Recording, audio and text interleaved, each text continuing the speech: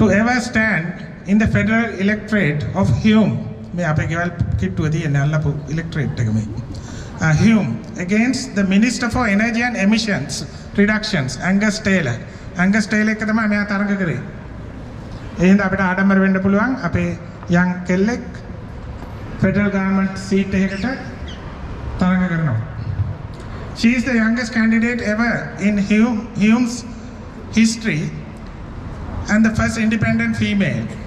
She is also a lawyer and advisor to the United Nations, international governments and other organizations for human rights and policy reform. කොහොමද අපේ කෙල්ලන්ගේ size එක? නියමයි නේද? ගහන අප්පුඩිය වේගයෙන් Sheneli Donna.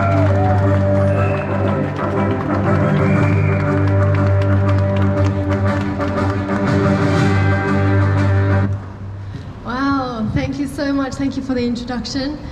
First, I would just like to pay my respects to the Indigenous past, present and future. I know you've been standing for such a long time and listening, so I just want to give you all a round of applause. It's time to give you all a round of applause.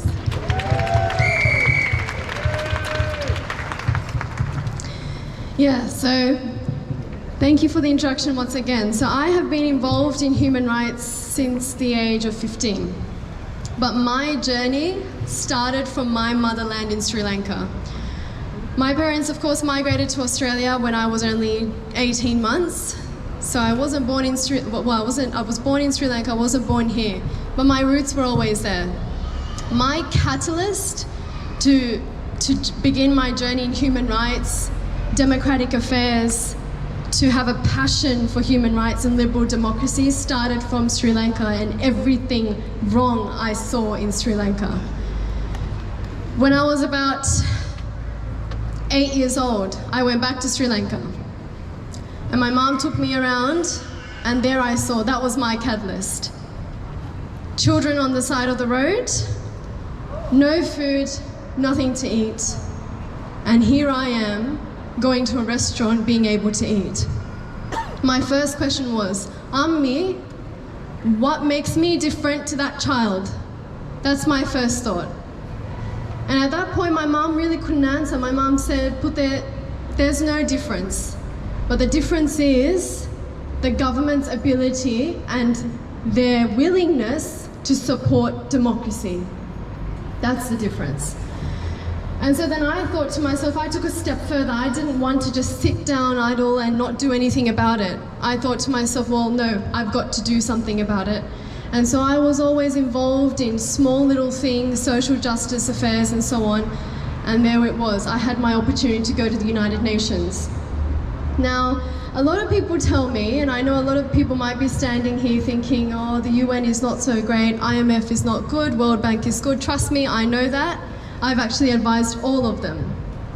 You're very right, they're not so good. And I'll tell you one thing, I stepped foot in those doors, not because I agreed with them, but because I disagreed with them. And you have to rattle the cages internally in order to have some change. You must. What you're all doing is rattling the cages internally, indirectly though. What you're doing is rattling those cages because you want change. Now when I took that step in, I thought to myself, and I remember going in there as a Sri Lankan, and I thought, I've never been so disappointed to be a Sri Lankan. The things I was hearing, corruption day by day, the fact that we're right on the bottom of the ladder in almost every world index that we have, in every report we have, we're right at the bottom amongst other countries. I haven't felt so embarrassed to be a Sri Lankan, but today, I am so proud to be a Sri Lankan because finally we have opened our eyes. Thank you. Not only has this government been introducing extrajudicial killings, arresting people for their ability to practice their constitutional rights and freedoms, where is the Universal Declaration of Human Rights? Where is it? Hiding behind where? Gotabaya Rajapaksa, maybe answer that question first. Answer the question. I have been emailing President Rajapaksa, Mahinda Rajapaksa, and trying to advise him, and what do I get? A loose phone call. That's what I get. I've been going and visiting all sorts of places throughout my time as a human rights activist. I went to all parts of Sri Lanka doing my own research, because why? You can't believe the reports they're giving to you internationally. They're all fake. It's fake reports. So I did my own research, and what did I find? Women being raped, one woman being raped every 90 minutes, and no one is doing anything about it. The justice system failed them. Shame. There are children dying of hunger each and every day. They cannot even have access to basic necessities. According to my knowledge, and you don't need to be a lawyer, you don't need to be a certain type of person, you just need to be a human. That's all you need to be. Be human. I've never been so frustrated, and you know what? I've never been so happy that we've opened our eyes. So yes, I have to thank my motherland for who I am today. Praise to our motherland, honestly.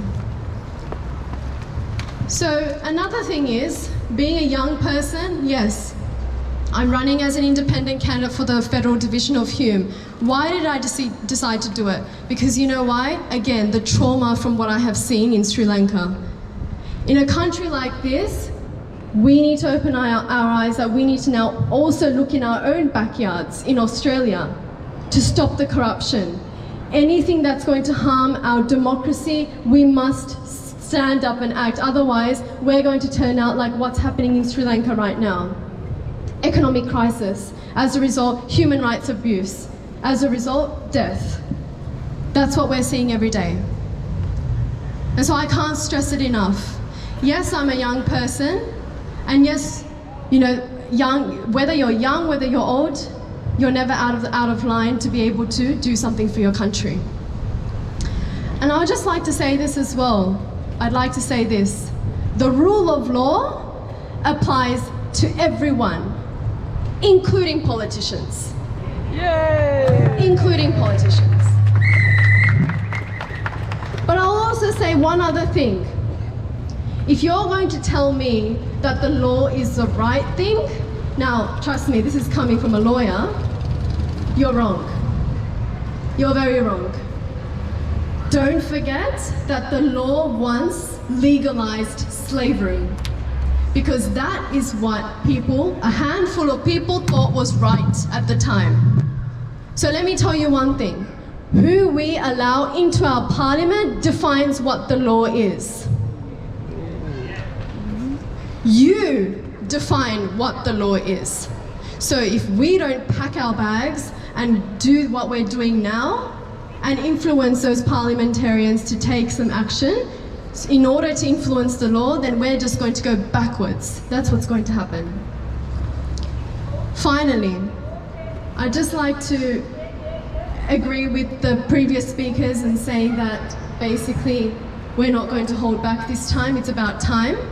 But a final message to Gotabaya Rajapaksa: you have messed with the wrong generation. Yeah!